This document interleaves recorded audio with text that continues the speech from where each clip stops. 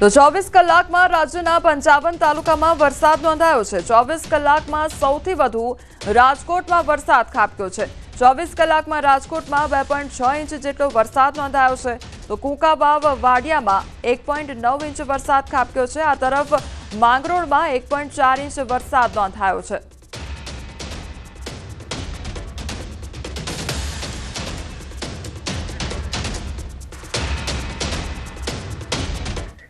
હવે વાત કરીએ ફૂંકાયેલા મિની વાવાઝોડા વિશે।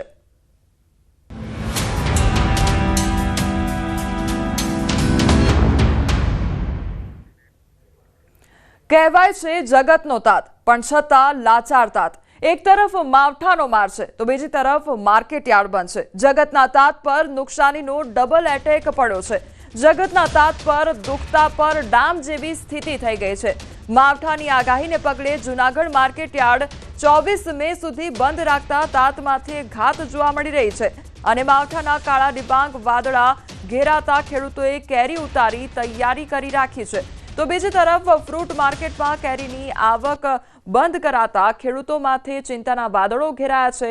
ફ્રૂટ યાર્ડમાં કેરીના 20,000 બોક્સની આવક છે અને ખેડૂતોને હરાજીમાં 10 કિલોના બોક્સનો ભાવ 400 થી 800 રૂપિયા સુધી મળતો હોય છે। ત્યારે હજારો રૂપિયાનો ખર્ચ થતો હોય છે અને તે પેટે પાટા બાંધીને રાત દિવસ મહેનત કરતા હોય છે। તેમ છતાં જગતના તાતને આજે રાતા પાણી રોવાનો વારો આવ્યો છે। આ વર્ષે કેરીનું સારું ઉત્પાદન આવશે અને કેરીના સારા ભાવ મળશે તે સ્વપ્ન આજે ચકનાચૂર થઈ ગયા હોય તે પ્રકારની પરિસ્થિતિ જોવા મળી છે। જગતનો તાત કુદરતી આફત સામે તો ઝઝૂમી રહ્યો છે અને માવઠાના મારે કમર તોડી નાખી છે।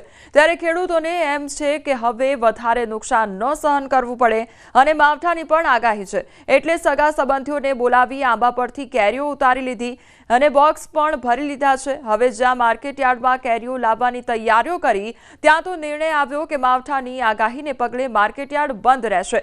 હવે ખેડૂતો આ તૈયાર ઉતારેલી કેરીનું શું કરશે તે સવાલ ઉદ્ભવી રહ્યો છે।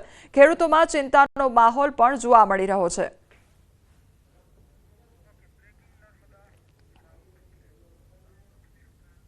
લો પ્રેશર ડિપ્રેશનમાં ફેરવાય તે પહેલા મિની વાવાઝોડું મોડી રાત્રે રાજ્યના ઘણા ભાગોમાં ફૂંકાયું છે।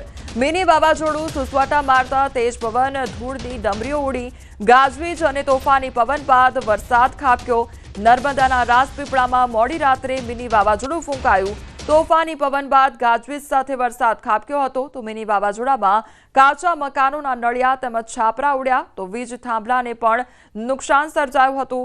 ભારે પવન ફૂંકાતા ગાયોનું ધણ પણ બચવા માટે દોડ લગાવી હતી। તેજ પવનથી કેરી અને કેળાના પાકને નુકસાન જવાની ભીતિ સેવાઈ રહી છે। મોડી રાત્રે વાવાઝોડું ફૂંકાતા થોડા સમય માટે વીજળી પણ ડૂલ થઈ ગઈ હતી।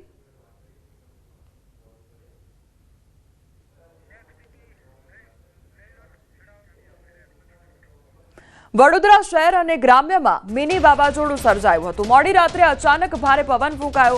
ભારે પવન ફૂંકાતા ધૂળની ડમરીઓ ઉડી તો અચાનક વાતાવરણમાં પલટો આવતા હોર્ડિંગ પણ ફાટી ગયા હતા। દિવસભર અસહ્ય ઉકળાટ બાદ વાતાવરણમાં ઠંડક પ્રસરી ગઈ હતી। ભારે પવનને કારણે વીજળી ગુલ થઈ ગઈ હતી। તો ડભોઈ, વાઘોડિયા, પાદરા, કરજણ, સાવલી, શિનોર સહિતના વિસ્તારોમાં વરસાદી માહોલ જામ્યો હતો। તો તેજ ગતિના પવનો સાથે વરસાદ વરસ્યો હતો અને વાવાઝોડું જાણે સર્જાયું હોય તે પ્રકારના દ્રશ્યો સર્જાયા હતા। મિની વાવાઝોડું અહીંયા જોવા મળ્યું હતું અને જેના કારણે હોર્ડિંગ જે લગાડવામાં આવ્યા હતા તે પણ ફાટી ગયા હતા અને વાહન ચાલકોને વરસાદ વરસવાને કારણે હાલાકી વેઠવાનો વારો આવ્યો હતો। બીજી તરફ જે સ્થાનિકો હતા તેમને પણ હાલાકી વેઠવાનો વારો આવ્યો હતો કારણ કે તેજ ગતિના પવનો સાથે વરસાદ ખાબકતા વીજળી પણ કેટલાક વિસ્તારોમાં ડૂલ થઈ ગઈ હતી।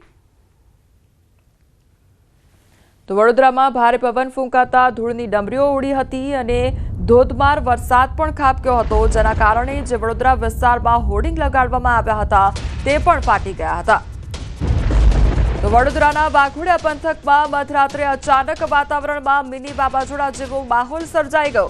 મોડી રાત્રે અચાનક ભારે પવન ફૂંકાતા રોડ પર ધૂળની ડમરીઓ ઉડી ગઈ અને ભારે પવન અને ધૂળના કારણે વાહન ચાલકોને ભારે હાલાકી વેઠવાનો વારો આવ્યો। તો ભારે પવનને કારણે લગ્ન પ્રસંગના મંડપો પણ ફાટ્યા હતા।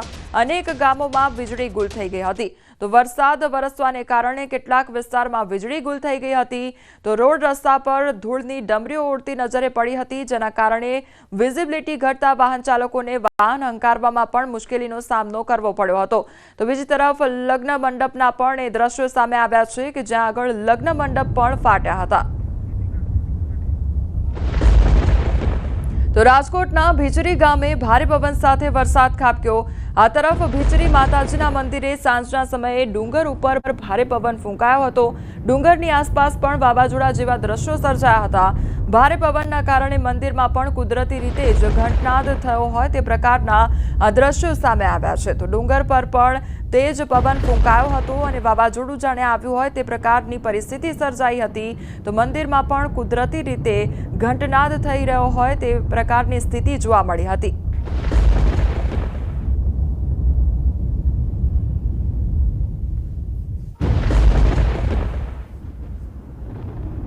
અમરેલીના વડિયા શહેરમાં ફૂંકાયું મિની વાવાઝોડું। મુખ્ય બજારમાં આવેલ દુકાનોના હોર્ડિંગ્સ અને બોર્ડ હવામાં ફંગોળાયા હતા।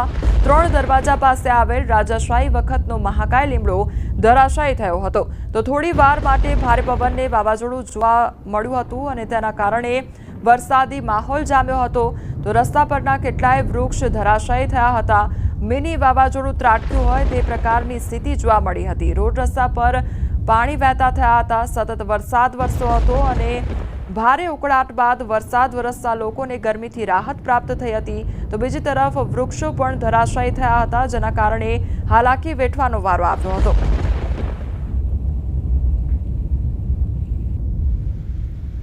ગોંડલ તાલુકાના ગ્રામ્ય વિસ્તારોમાં કમોસમી વરસાદ વરસ્યો અને ત્રાકુડા, અનીડા, ઉમવાડા તેમજ કોલીથડ, હળમતાળા, વેજામાં કમોસમી વરસાદ વરસ્યો છે। કમોસમી વરસાદથી ખેડૂતોમાં ચિંતાનો માહોલ છવાયો છે। કેટલાક સ્થળોએ ઉનાળુ પાક તૈયાર છે। પાક હજુ પણ ખેતરમાં હોવાથી ખેડૂતોની ચિંતામાં વધારો થયો છે।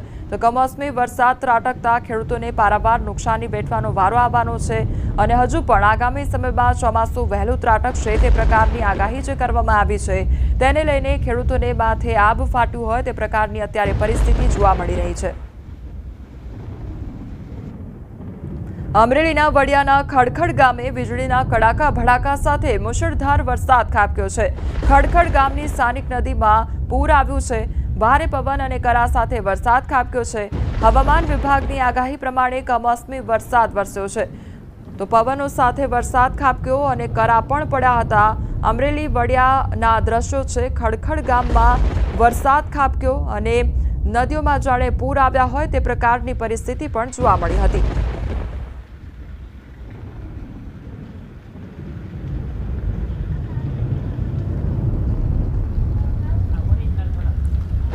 જામનગરના જામજોધપુર પંથકમાં પણ વરસાદ નોંધાયો। વસંતપુર, નરમાણા, સોગઠીમાં વરસાદ નોંધાયો। જામજોધપુરના ગ્રામ્ય પંથકમાં પણ વરસાદ વરસ્યો।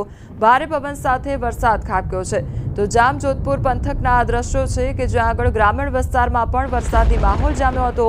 રોડ રસ્તા પર જાણે નદીઓ વહેતી હોય તે પ્રકારના દ્રશ્યો સર્જાયા હતા। લોકોને ગરમીથી આંશિક રાહત પ્રાપ્ત થઈ હતી। તો બીજી તરફ પવનો સાથે આંધી વંટોળ સાથે વરસાદ ખાબકતા કેટલાક વિસ્તારોમાં વીજળી પણ ડૂલ થઈ ગઈ હતી, જેના કારણે ગ્રામજનોને હાલાકી વેઠવાનો વારો આવ્યો હતો।